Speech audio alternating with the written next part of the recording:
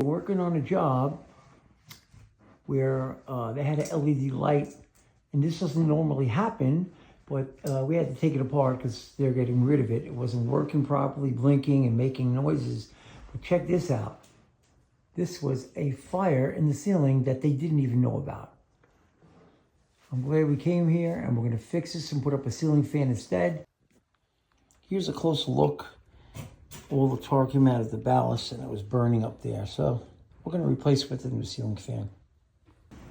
We reinforced the box and we put up a new ceiling fan. It's working perfectly.